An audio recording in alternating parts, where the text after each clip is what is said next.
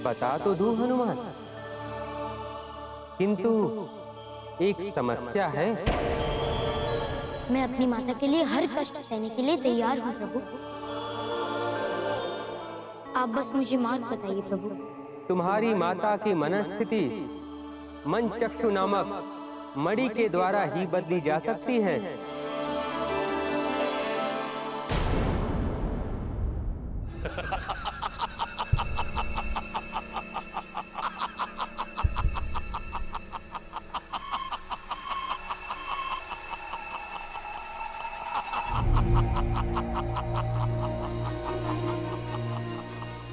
धन्यवाद विष्णु।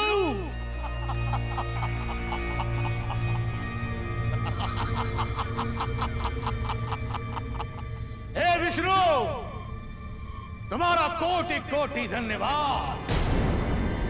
तुमने आज अपने मुख से मुझे ज्ञात करा दिया कि मन चक्षु मनों पर राज्य करने वाली मणि इस पृथ्वी पर है, और उस मणि पर केवल और केवल शुक्राचार्य का अधिकार है, शुक्राचार्य का। और वो मणि मैं प्राप्त करके रहूंगा। हमारे हाथों मृत्यु का भोग होगा।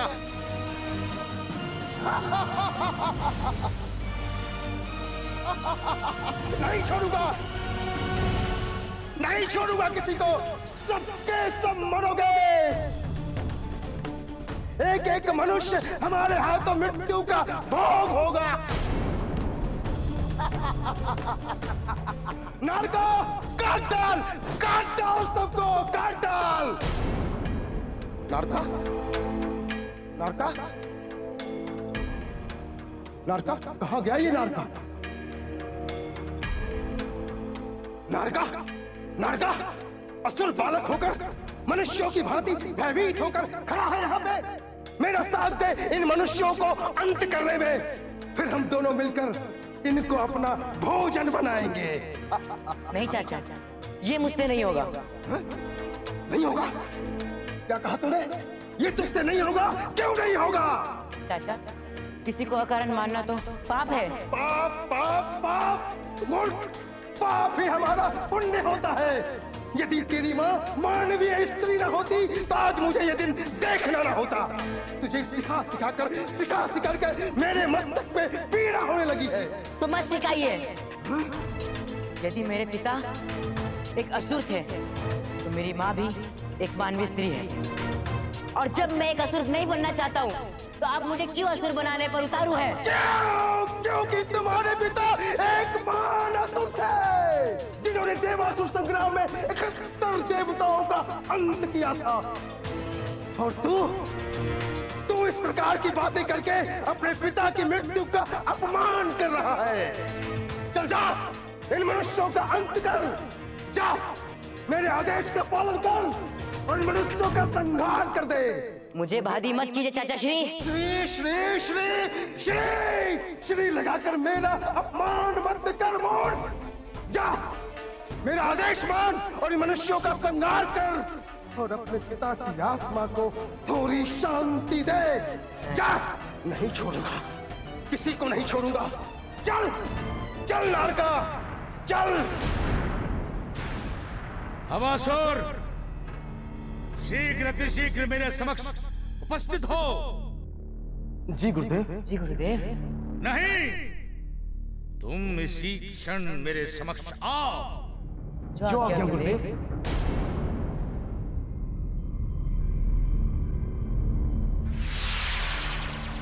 नारायण नारायण। प्रभु, आपने हनुमान को उस मणि तक पहुंचने का मार्ग क्यों नहीं बताया?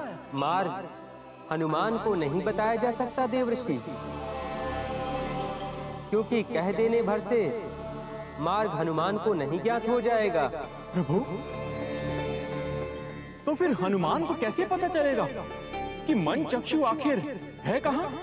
मन चक्षु तो पृथ्वी पर ही है देवऋषि,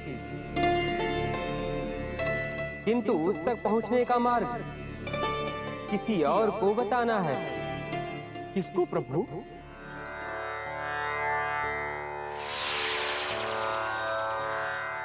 महर्षि नीलाद्री, आंखें खोलिए महर्षि।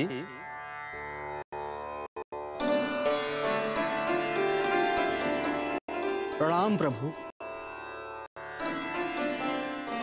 मुझ जैसे तुच्छ प्राणी के पास आप स्वयं पधारे। आपका कोई आप तुच्छ प्राणी नहीं है महर्षि, आप तो एक साधक हैं। साधक।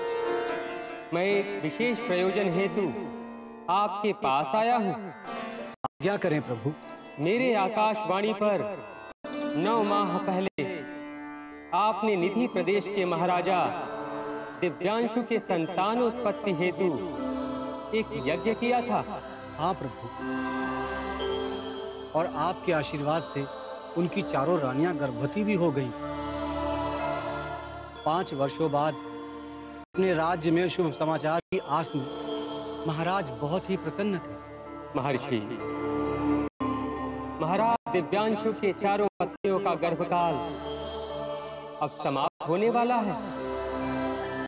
आप महाराज दिव्यांशु के महल को जाएं और महाराज दिव्यांशु से ये कहें कि अब उन्हें अपने चारों पत्नियों को अलग अलग रखना होगा, जिसके फलस्वरूप उनके संतानों के ऊपर उत्पन्न संकट दूर हो सकेगा।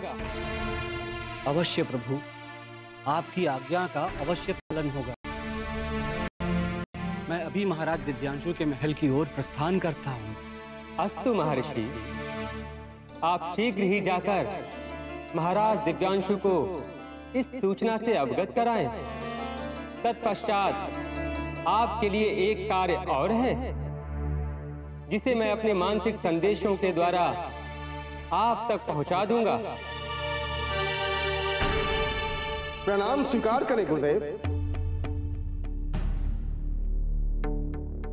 गुरुदेव, इस प्रकार इसकी दीक्षा के बीच से हम दोनों को बुलाने का रहस्य। अबासुर, एक गोपनीय कार्य तुम्हें सौंपना था, इसलिए तुम्हें यहां बुलाया। आदेश करें गुरु। तुम्हें मन चक्षु प्राप्त करनी होगी। मन चक्षु? ये क्या है गुरुवर? संपूर्ण ब्रह्मांड के मन पर राज्य करने वाली मणि। क्या आप सत्य कह रहे हैं गुरुवर? तो क्या मैं पूरे ब्रह्मांड में बसे सभी जीवों के मन पे राज कर सकता हूं?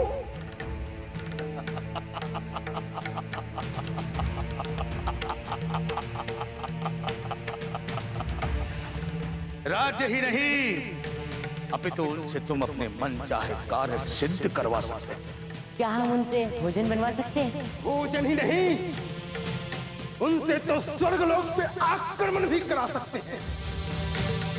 सत्यता, सत्यता अबासुर, तुमने सत्य कहा। किंतु उस मणि को प्राप्त करके सर्वप्रथम सिद्ध करना होता है। आदेश करें गुरुवर, वो मणि है कहाँ? मैं अभी जाता हूं और उसे लेकर आता हूं। आप मेरे लिए सिद्ध कर दीजिएगा।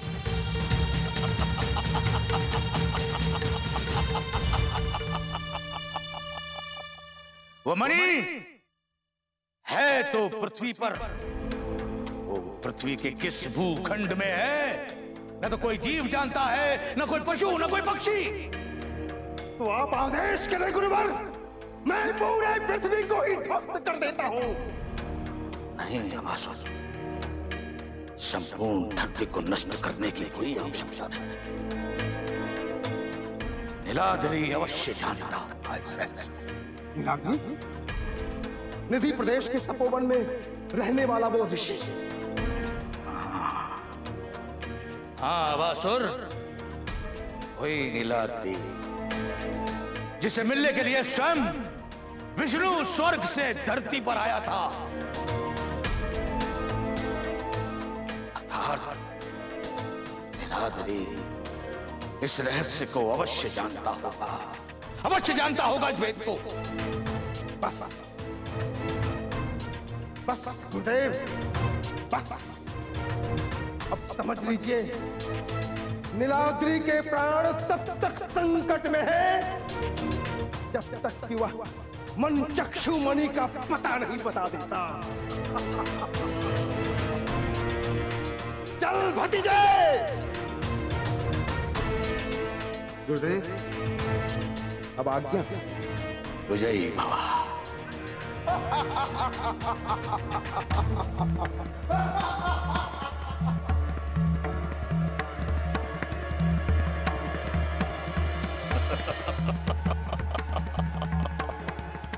मन चक्षु मणि, जिस पर केवल और केवल शुक्राचार्य का अधिकार है। मन चक्षु मणि।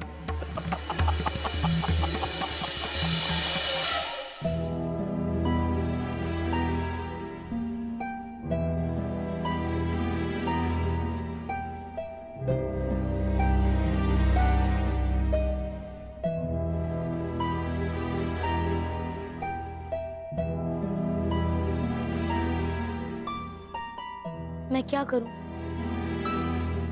विष्णु जी ने भी मुझे कोई मार्ग नहीं बताया। यदि इसी प्रकार दिन बीतता रहा तो ना मुझे मन चक्षु की प्राप्ति होगी और ना ही मैं अपनी माता के मन से अपनी पुरातन छवि को मिटा सकूंगा। मैं क्या करूं? नारायण नारायण।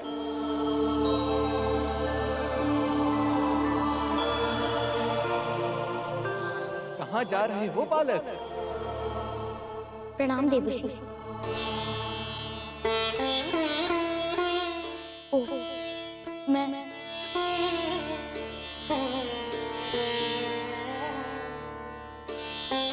क्षमा करें देवर्षि। मैं शुद्ध बुद्ध खोकर सुमेरु की ओर आ गया। धन्यवाद देवर्षि, अन्यथा मैं सुमेरु में प्रवेश कर जाता। बालक,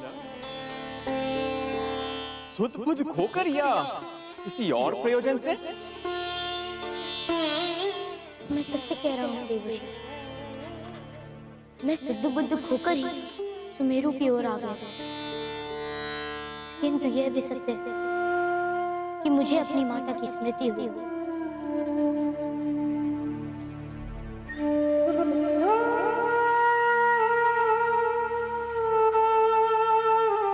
मैं एक माता उनकी झलक देखने के लिए इच्छुक हूँ देवर्षि।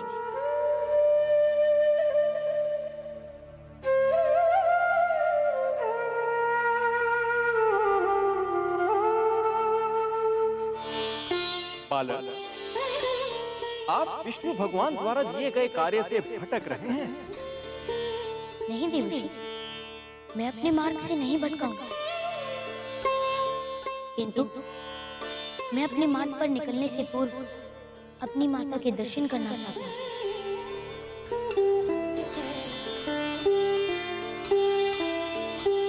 एक बात याद रहे बालक, आप श्रापग्रस्त हैं। यदि माता अंजना की दृष्टि आप पर पड़ गई तो जो समय आपको मिला हुआ है वो उसी क्षण समाप्त हो जाएगा। यदि माता अंजना की दृष्टि आप पर पड़ गई तो जो समय आपको मिला हुआ है वो उसी क्षण समाप्त हो जाएगा और आप 19 दिवस पश्चात नहीं उसी क्षण भस्म हो जाएंगे।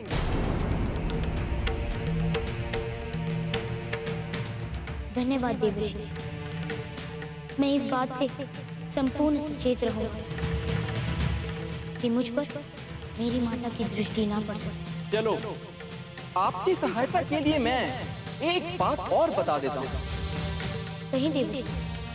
कल भोर में जब आप किसी को जीवन दान देंगे तो आपके कार्य का मार्ग स्वयं प्रशस्त हो जाएगा।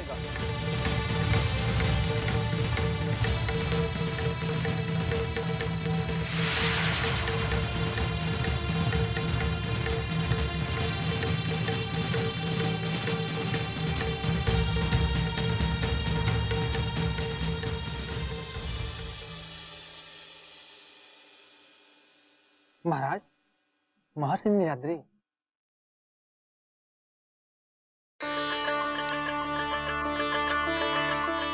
प्रणाम ऋषिवर।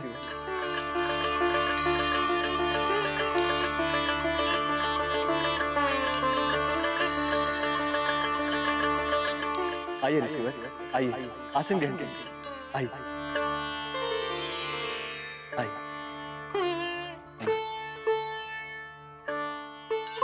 विराज।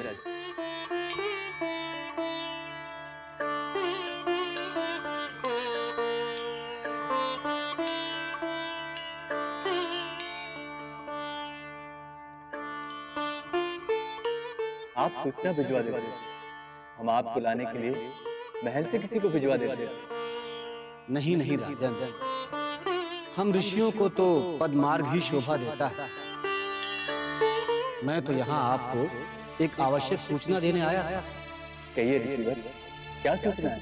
राजन, आज प्रातःकाल भगवान विष्णु ने हमें दर्शन देकर कहा कि मैं आपको बता दूं कि आपकी चारों रानियों का एक साथ रहना आपकी संतान के लिए अशुभ है। क्या? हाँ राजन, आपकी चारों पत्नियों का गर्भकाल पूर्ण हो चुका है। आने वाले 10 दिवस में उनको संतान होगी, किंतु यदि वे चारों रानियां एक साथ रहेंगी तो आपकी होने वाली संतान मृत पैदा होगा। नहीं, ये नहीं हो सकता, ये नहीं हो सकता। हे प्रभु, हमारी इतनी वर्षों की प्रतीक्षा के उपरांत भी ऐसा अनर्थ क्यों? क्यों ऋषिवर, क्यों? क्या प्रभु नहीं चाहते हमारे राजमहल में हमारी संतानों की किलकारियां गूंजे, हमारा वंश आगे बढ़े? मेरी चिता को अग्नि देने वाला कोई हो। इतने व्यग्र न हो राजा, प्रभु इतने कठोर नहीं। उन्होंने ही मुझे आपके पास भेजा है। उनका कथन है कि संतान उत्पत्ति के काल तक आप अपनी सभी रानियों को किसी गुप्त स्थान पर रखें। संतान उत्पत्ति के बाद आप उन्हें वापस महल में ला सकते हैं। ऋषिवर, यदि हम राजमहल के गुप्त स्थानों पर रानियों के रहने की व्यवस्था करा दें तो? उस विषय में तो मैं आपसे कुछ नहीं कह सकता, किंतु यदि आप ये संकट उठा सकते हैं तो अवश्य उठा लीजिए। नहीं नहीं ऋषिवर, हम अभी इसी समय रानियों को निकटवर्ती क्षेत्रों में गुप्त स्थानों पर भिजवा देते हैं। उत्तवान भव राजन। अच्छा, अब मुझे आज्ञा दीजिए। आप हमारे लिए इतनी महत्वपूर्ण सूचना लेकर आए हैं, कृपया हमें अपने आतिथ्य का सौभाग्य प्रदान करें। नहीं नहीं राजन, वहाँ आश्रम में सभी मेरी प्रतीक्षा कर रहे हैं। शिवर, कल प्रातः सूर्य की पहली किरण के साथ आप विदा ले लीजिएगा। हम आपको नहीं रोकेंगे, किंतु रात्रि में वन्य जीवों की विपदा हमारा आपसे नम्र निवेदन है ऋषिवर, आज रात्रि आप यहीं विश्राम करें।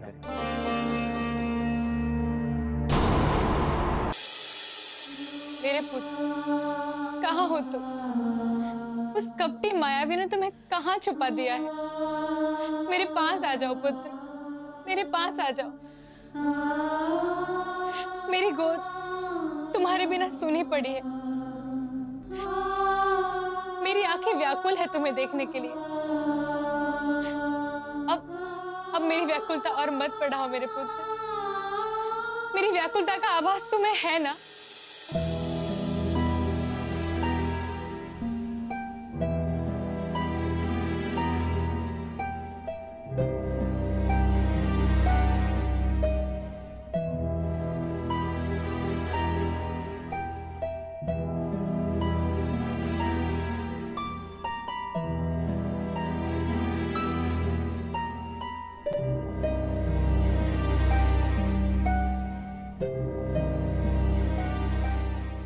गुरुदेव ने तो ये कह दिया कि नीलाद्री के आश्रम से मनचक्षु तक पहुंचने का मार्ग का पता चले, किंतु कैसे? नीलाद्री तो स्वयं एक महर्षि है।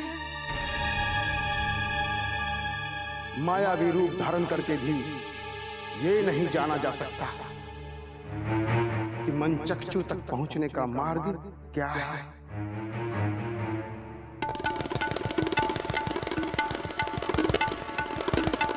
हाँ, बस यही एक उपाय है।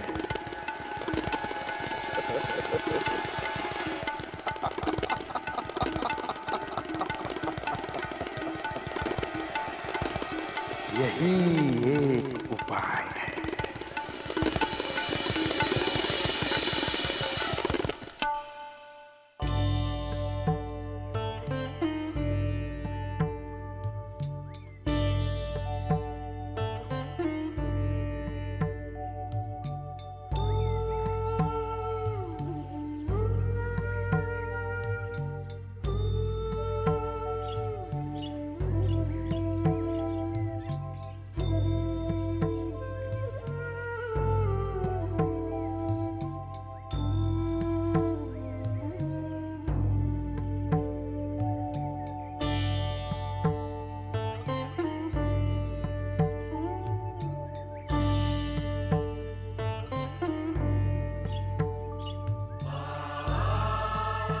राज्य के निवासियों को इस प्रकार की बातें नहीं करनी चाहिए।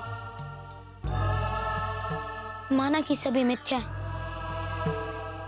मैं भी तो हनुमान ही हूं, परंतु मेरी माता मुझे पहचान नहीं पाती। ये तो मेरी भी समझ में नहीं आ रहा। परंतु माँ तो माँ होती। एक माता अपने पुत्र के विषय में सबसे अच्छा सोच सकती है।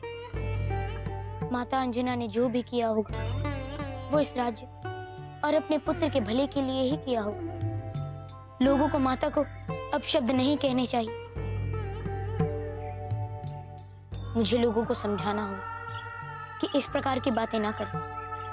इसी में सबकी भलाई है।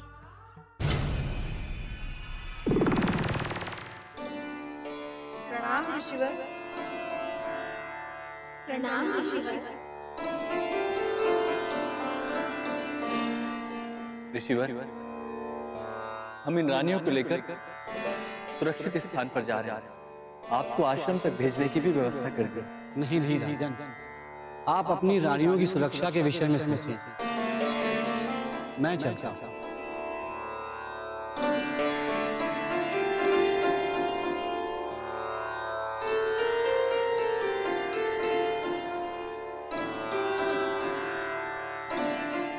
आयुष्मान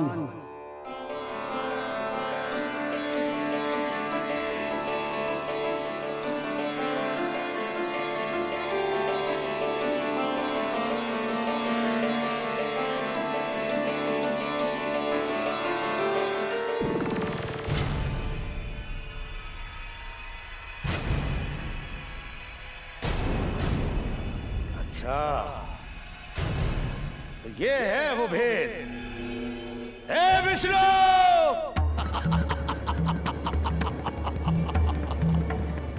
अब देखता हूं कि मेरे शिष्यों को वो मन चक्षु प्राप्त करने से कौन रोक सकता है।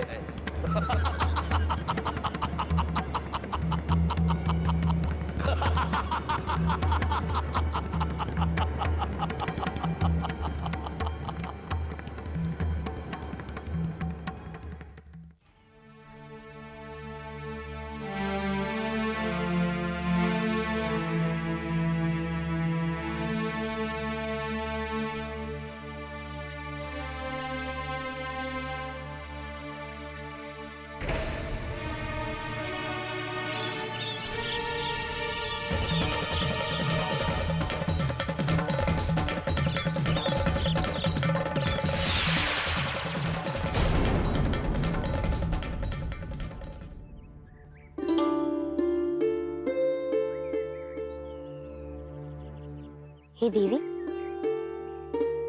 आप कौन हैं? और इस प्रकार चिड़िया क्यों बनी हुई थी? एक श्राप के कारण। आज आपके कारण मुझे इस श्राप से मुक्ति मिल गई है। किंतु आपको श्राप कैसे लगा? मैं एक साधिका थी। ऋषि करुणाचार्य की सेवा करती थी। एक दिन भोजन पकाते समय मैंने ध्यान नहीं दिया और अचानक एक चिड़िया का अंडा पात्र में गिर गया और पक गया। हे प्रभु, एक जीव जन्मा ही समाप्त हो गया। हाँ, जब ऋषि करुणाचार्य ने देखा कि उनके भोजन में अंडा पक गया है तो वो क्रोधित हो गए और उन्होंने मुझे श्राप दिया कि मैं एक चिड़िया बनकर अपने ही अंडों को फोड़ती रहूं और जब तक कोई गिरते हुए अंडे को नहीं बचाता मैं श्राप मुक्त नहीं होंगी। और आज मेरे द्वारा आपके इन गिरते हुए अंडों को बचाने के कारण आप श्राप मुक्त हो गए। हाँ, और इसीलिए मैं आपकी बहुत बहुत आभारी हूँ। मैं अभी ऋषि करुणाचार्य के पास जाकर अपनी कृत्य के लिए क्षमा मांग सकती हूँ। आपको कभी यहाँ मैंने देखा नहीं। आप है कौन? देवी, मैं सुमेरु निवासी केसरी नंदन हनुमान और मैं विष्णु भगवान के बताए मार्ग पर निकला। मुझे किसी प्रकार के संकट को दूर करना। तब तो वो अवश्य ही महाराज दिव्यांशु का संकट होगा। जी हनुमान, महाराज दिव्यांशु पर छाया संकट जो कदाचित इस राज्य और पूरे संसार के लिए एक अशुभ संकेत है। किंतु महाराज पर संकट है क्या देवी?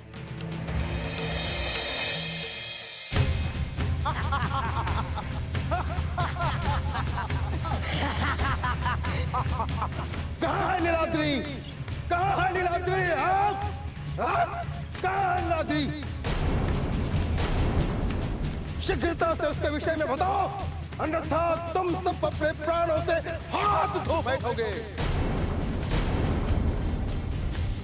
हमें बिल्कुल ज्ञात नहीं है वो कहाँ चले गए। सच कहते हैं हम। नारका, चल अपनी असुरी शक्ति इन ऋषियों पर दिखा। सर काट दे इनके।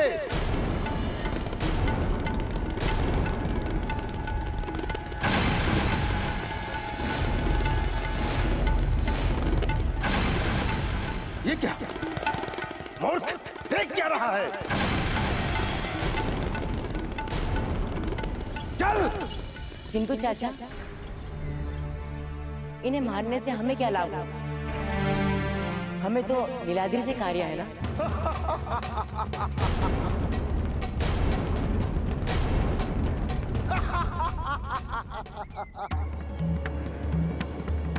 बचाओ, बचाओ, बचाओ।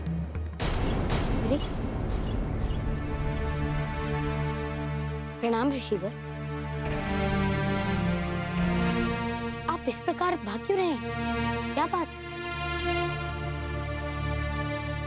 पुत्र, मेरे आश्रम में 2 भयानक राक्षस घुस आए। उन्हीं से अपने प्राणों की रक्षा करते हुए भाग रहा हूँ। आप चिंतित ना हो ऋषिवर। मैं आपके आश्रम में से उन दोनों असुरों को अभी समाप्त कर दूं। तुम एक बालक होकर। ऋषिवर, मेरा नाम हनुमान। हनुमान। हनुमान। प्रभु की माया देखो। आपकी बहुत कथाएं सुनी है मैंने,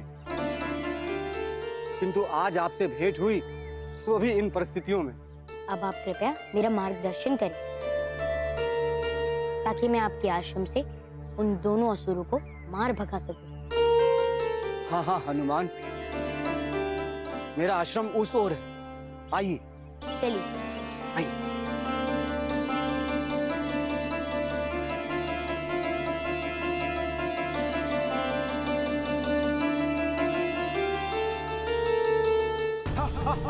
देखो हमें कुछ नहीं पता, हम सच कह रहे हैं। कुछ नीलाद्री के बुलाओ उसे, नष्ट कर दूंगा मैं, सब कुछ नष्ट कर दूंगा मैं। बुलाओ, एक काम दुष्ट। बुलाओ नीलाद्री के, प्रस्तुत करो उसे।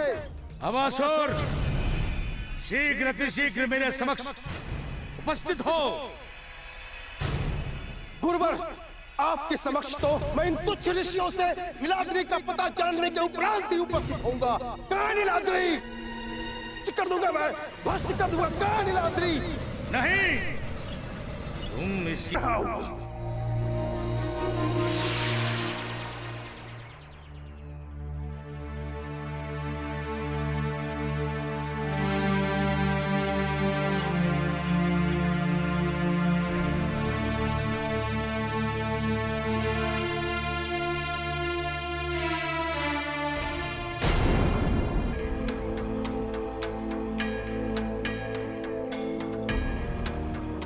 हनुमान, मेरे आश्रम की क्या दशा कर दी है उन दोनों असुरों ने। आप चिंतित ना हो ऋषिवर, मैं आपके आश्रम को पुनर्स्थापित कर देता हूँ। प्रणाम गुरुवर। परशु आपके विषय में पूछ रहा था, किंतु हमने उसे कुछ नहीं बताया।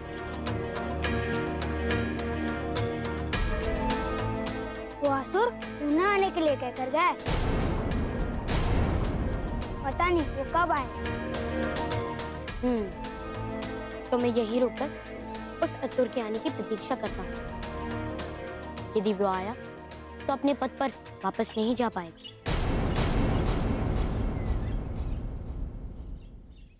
इस प्रकार हम दोनों को बुलाने का कारण गुरुदेव?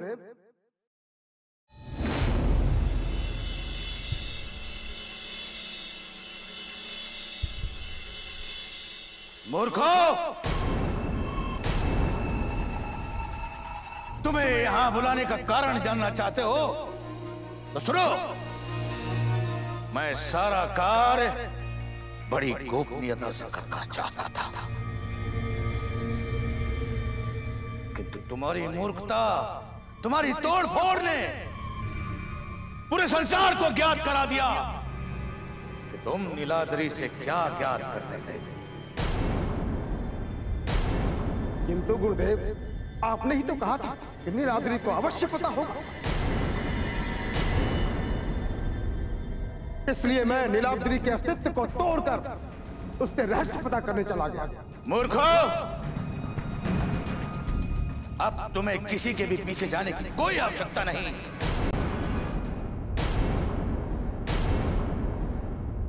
अब तुम्हें किसी के भी पीछे जाने की कोई आवश्यकता नहीं,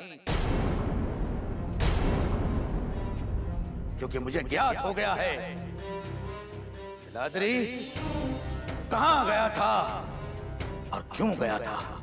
क्यों गुरुदेव? राजा दिव्यांशु और उसकी होने वाली संतानों को आशीर्वाद देने के लिए।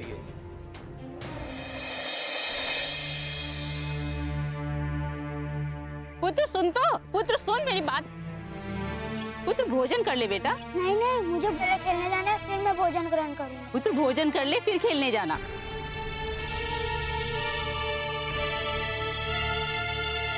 पुत्र सुन तो।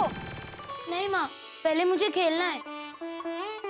पुत्र भोजन नहीं करेगा तो शक्ति कहाँ से आएगी? चलो पुत्र खाना खा लो। नहीं माँ, पहले मुझे अपने मित्रों के साथ कंडुकली का खेलना है। पुत्र, अगर खाना नहीं खाओगे तो शक्ति कहाँ से आएगी? अगर शक्ति नहीं आएगी तो तुम तुम्हारे मित्रों से परास्त हो जाओगे। अस्तु, पहले खाना खा लो। नहीं माँ, भोजन करके मुझे नींद आने लगती है। आप भोजन कर लीजिए, मैं बाद में खा लूंगा। मेरा पुत्र भोजन ना करे और मैं खाना खा लूं, ऐसा कभी हो सकता है? किंतु माँ, मेरे मित्र मुझे बुला रहे हैं। ठीक है पुत्र, जाओ, तुम अपने मित्रों के साथ जाकर ही खेलो। तुम्हारे लिए तुम्हारे मित्र ही सब कुछ है। माँ का अनुनय विनय का तो कोई प्रभाव ही नहीं है ना। तुम्हारे माँ की व्यथा तो व्यर्थ है और माँ की अरसो प्रलाप है। तुम्हारे लिए तो तुम्हारे मित्र ही सब कुछ है ना। जाओ हनुमान, जाकर खेलो।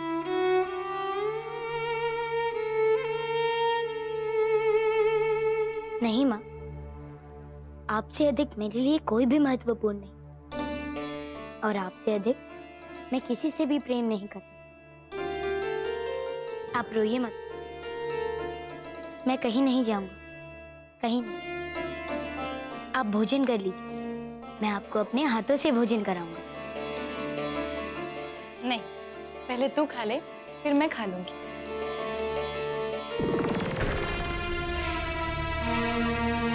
लो खा लो पुत्र।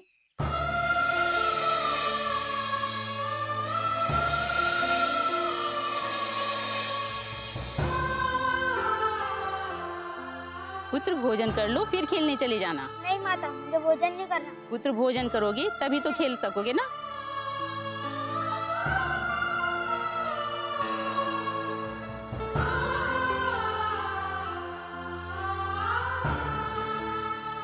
लो भोजन कर लो और भोजन करके फिर खेलने चले जाना। मेरा इस प्रकार अपनी माता को कष्ट नहीं देता।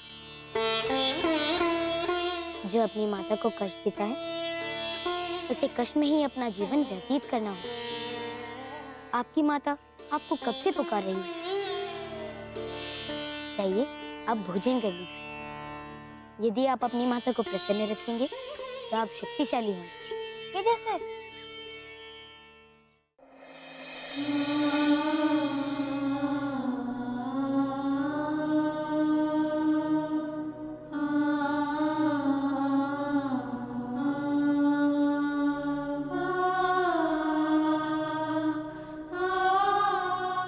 क्या आपने अभी तक भोजन नहीं किया? इस प्रकार भूखे रहकर आप क्या प्रमाणित करना चाहते हैं? मैं कुछ भी प्रमाणित नहीं करना चाहती हूँ स्वामी। मेरा पुत्र पता नहीं किस हाल में होगा। पता नहीं उसने कुछ खाया भी होगा या नहीं। मैं कैसे खा लूं? अंजना, देखिए, इस प्रकार भोजन ना करके आप शक्तिहीन हो जाएंगे। तो जब आपका पुत्र यहाँ वापस लौटेगा, वो आपको ऐसे अस्वस्थ देखेगा तो वो भी दुखी होगा। किंतु कब लौटेगा मेरा पुत्र स्वामी? कब लौटेगा मेरा हनुमान? आपका लाल तो आपकी आंखों के सामने ही था, पर पता नहीं आपको उस समय क्या हो गया। आपने उन्हें पहचाना ही नहीं। वो मेरा पुत्र नहीं है। वो मेरा पुत्र नहीं था।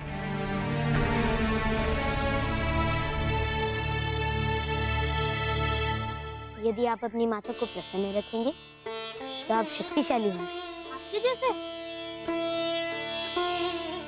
माता, मुझे भोजन ग्रहण करना।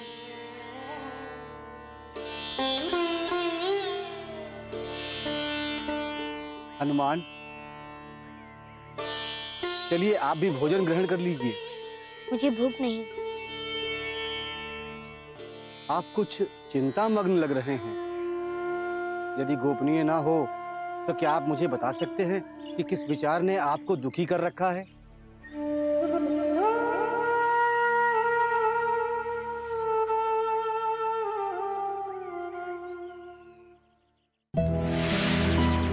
क्या हुआ देवऋषि?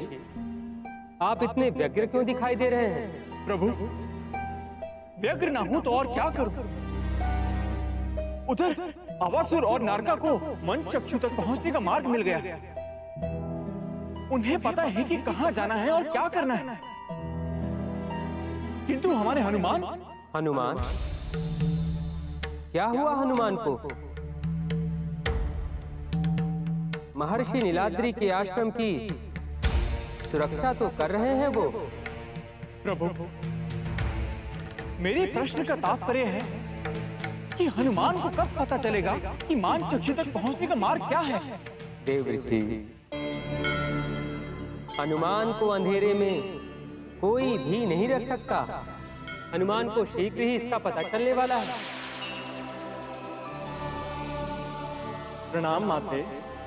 प्रणाम देवर्षि। आज प्रभु के दर्शन करके भी आपके मुख पर चिंता, क्या बात है? प्रभु की लीला माते, प्रभु की लीला। उस नन्हे बालक पर एक के बाद एक विपदाएं आती जा रही हैं माते। माता पार्वती ने उनकी इतनी परीक्षाएं ली और जब अति हो गई तब मैंने और प्रभु महादेव ने उन्हें एक परीक्षा ना लेने के लिए विनती की। किंतु माते, उनकी परीक्षा अभी तक चल रही है कि उनकी माता अंजना उन्हें पहचान ही नहीं रही। ऊपर से हमारे प्रभु हनुमान की सहायता करने के स्थान पर उन्हें अपनी ही एक और लीला में उलझा रहे हैं। माते, इतना उत्तेजित ना हो देवर्षि। मैं जो कुछ भी कर रहा हूँ वो संसार और हनुमान के भले के लिए ही है। देखिए, आपकी समस्या का निराकरण हो गया है। महर्षि नीलाद्रि ने हनुमान को मंचक्षु तक पहुंचने का मार्ग बता दिया है। देवी, क्या आपका कार्य समाप्त हो गया देवी? हाँ स्वामी। कैसा कार्य माते? अभी नहीं देवर्षि, अभी नहीं। तनिक संतोष तो रखिए, आपको शीघ्र ही पता चल जाएगा कि देवी लक्ष्मी किस कार्य को संपादित करके आ रही हैं। क्या ये भी आप ही की लीला का अंग है प्रभु? और प्रभु की आज्ञा पर मैं चला गया। मेरा मार्ग प्रशस्त करने हेतु आपका धन्यवाद ऋषिवर। अब मुझे समझ में आ गया कि मार्ग में जो चिड़िया मिली थी वह महाराज दिव्यांशु पर आए किस संकट के विषय में बात कर रहे। महाराज दिव्यांशु की होने वाली चारों संतानें बहुत ही महत्वपूर्ण हैं हनुमान। भगवान विष्णु के आशीर्वाद से प्राप्त हुई वो संतानें अवश्य ही किसी बड़े प्रयोजन का अंश हैं। आपको आपकी समस्या के समाधान हेतु कदाचित महाराज दिव्यांशु के महल से ही मार्ग मिलेगा। आओ बेटा, मैं तुम्हें खाना खिलाती हूँ। तो मैं क्या करूं ऋषिवर? आप यथाशीघ्र महाराज दिव्यांशु से भेंट करें। जी ऋषिवर, किंतु उससे पहले मुझे एक और आवश्यक कार्य करना है। आवश्यक कार्य हनुमान?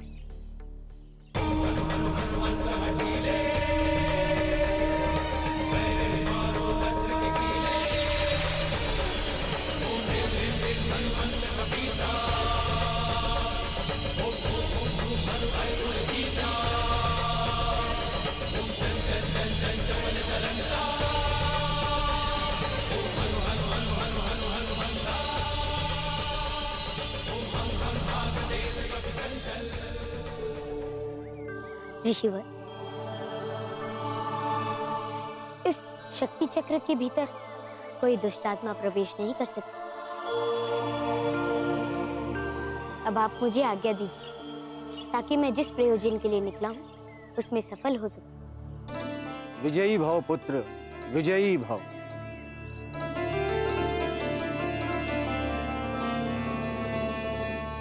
जय श्री राम।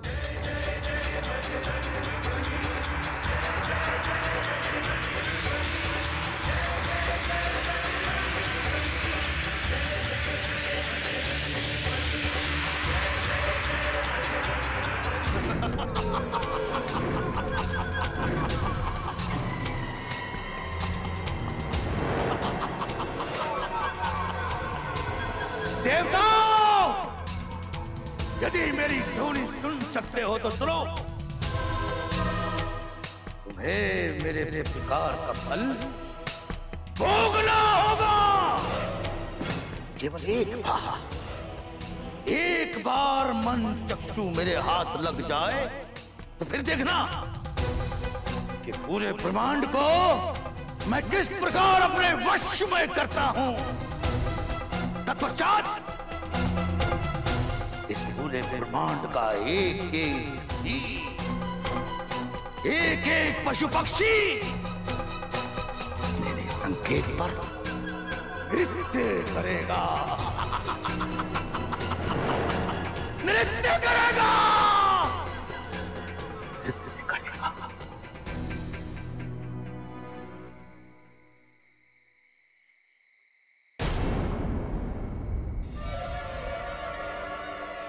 चाचा, ये भिक्षु महल की ओर क्यों जा रहा है? कदाचित महाराज से भोर की प्रथम किरण के साथ भिक्षा लेने के उद्देश्य से जा रहा है।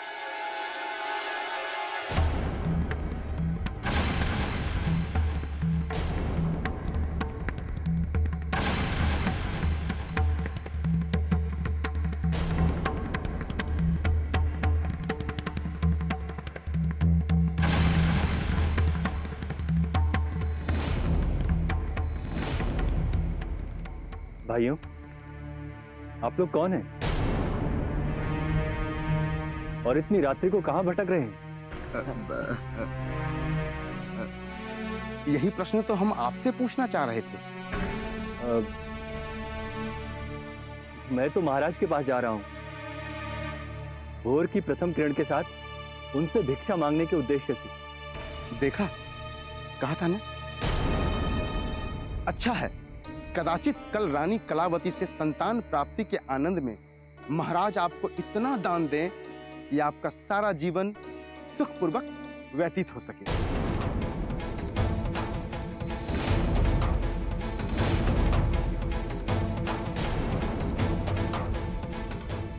किंतु आप लोगों को कैसे ज्ञात है कि रानी कलावती को कल संतान होने वाली है?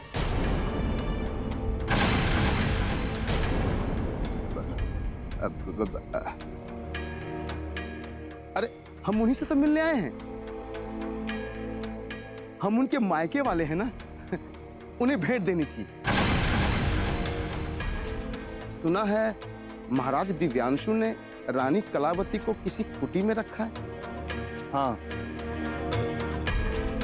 यहां से पूर्व की दिशा में एक वन है। उस वन में अर्ध योजन चलने के उपरांत एक तालाब आएगा।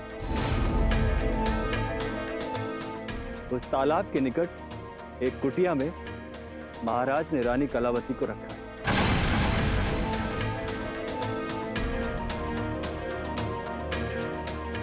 अच्छा है, आप महाराज से भिक्षा लीजिए। हम चलते हैं? चल नारिका।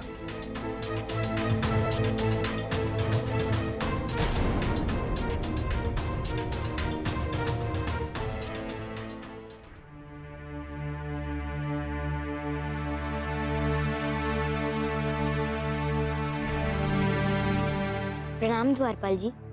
प्रणाम बालक। कहो, इतनी रात्रि में तुम्हारे आने का उद्देश्य? द्वारपाल जी, मुझे महाराज से भेंट करनी थी। किंतु उसके लिए तो तुम्हें सुबह तक प्रतीक्षा करनी होगी। क्यों द्वारपाल जी? क्योंकि महाराज रात्रि में किसी से भेंट नहीं करते। किंतु द्वारपाल जी, मुझे महाराज से बहुत ही आवश्यक कार्य था। बालक, कौन हो तुम बालक? महाराज से क्या आवश्यक कार्य आना पड़ा तुम्हें? महोदय, मैं महाराज के होने वाले संतानों के विषय में कुछ बात करने आया था।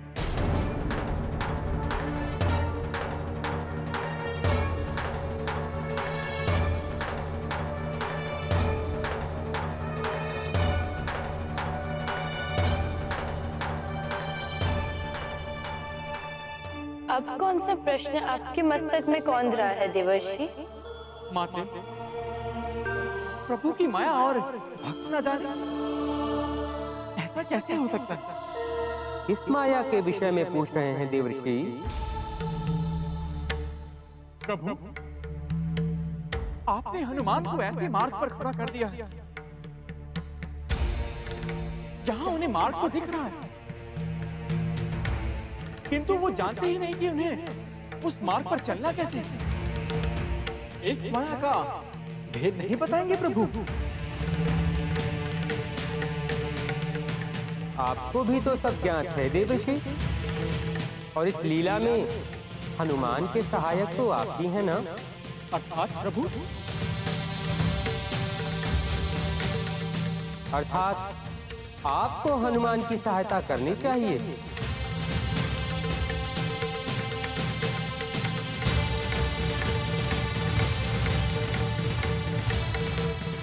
समझ गया प्रभु, बिल्कुल समझ गया।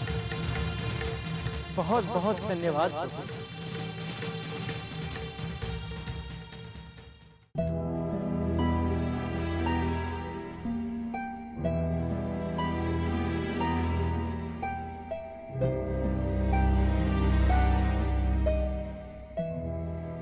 लड़का यहीं कहीं होनी चाहिए।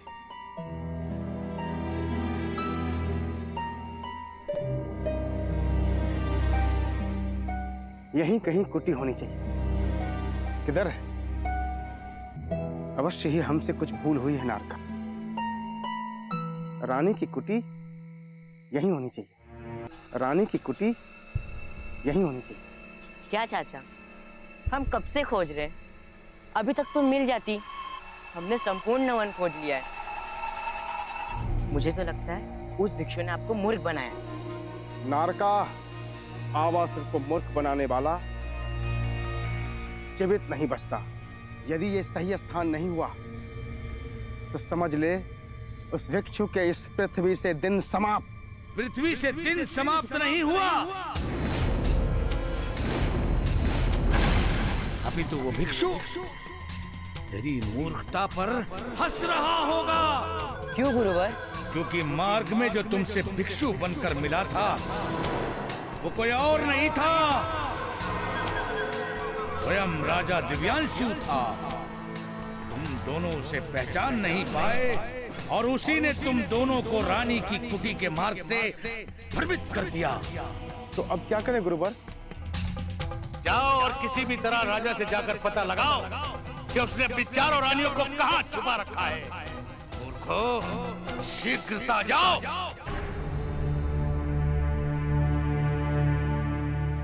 मंत्री जी। जी महाराज। हमें लगता है कि हमें हमारी संतानों की सुरक्षा की चौकसी और बढ़ानी होगी। क्यों महाराज? क्या हुआ? सभी रानियां तो पहले से ही गुप्त स्थानों पर सुरक्षित हैं। यदि हमने अधिक चौकसी की तो भी उनके उजागर होने का भय है महाराज। मंत्री जी, उजागर होने का भय तो अभी भी। हमें मार्ग में 2 नागरिक मिले थे जो रानियों के विषय में पूछ रहे थे। किंतु आप लोगों को कैसे ज्ञात है कि रानी कलावती को कल संतान होने वाली है?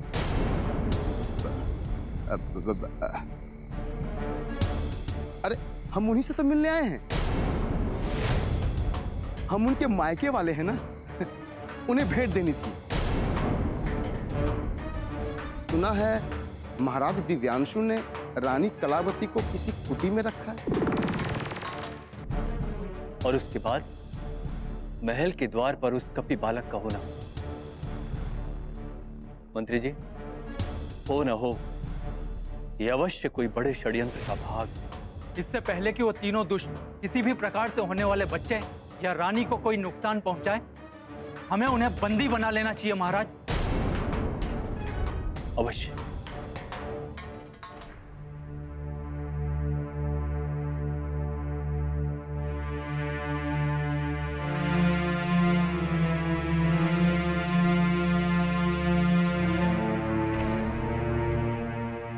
महाराज को और कितना समय जाएगा? महाराज के पास से मुझे कोई मार्ग मिलेगा,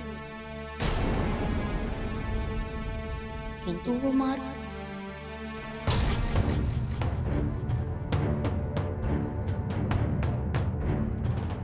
हनुमान, हनुमान,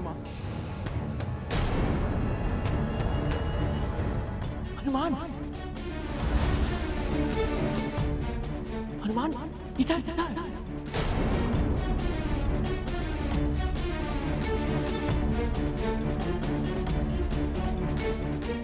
अरे ये पुष्प कहाँ से आया? इस प्रकार का पुष्प तो हनुमान, इधर इधर।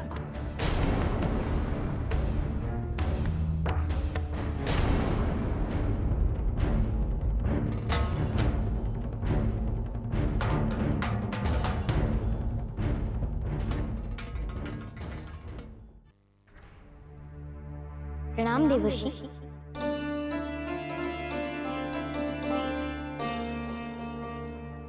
आप इस प्रकार छुपे क्यों हुए हैं?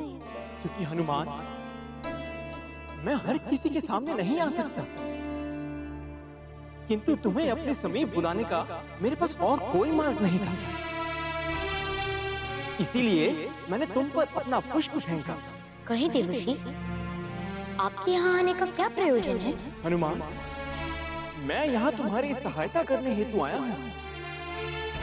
राजन के पास तुम्हें अपना मार्ग मिलेगा, ये बिल्कुल सत्य है हनुमान, किंतु इस महल में नहीं।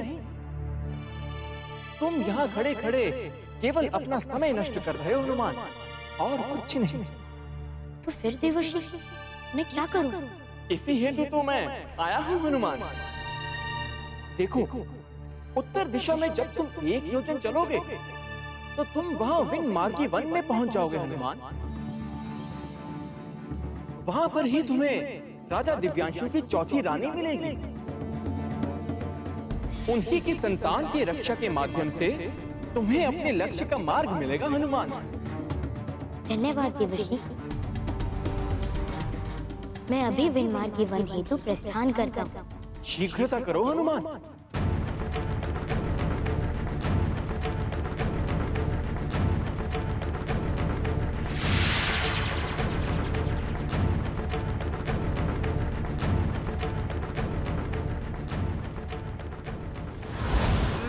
मूर्खों, कहाँ जाना है? हाँ गुरुवर, हम अभी विनमार्गी वन में प्रस्थान करते हैं। उस वन में जाकर रानी के बच्चे को प्राप्त करके ही रहे। किंतु याद रहे अवासुर, सारा कार्य गोपनीयता से पूर्ण होना चाहिए। तुमने यदि अपना असली रूप किसी के समक्ष प्रकट किया तो मैं तुम दोनों को उसी क्षण भस्म कर दूंगा।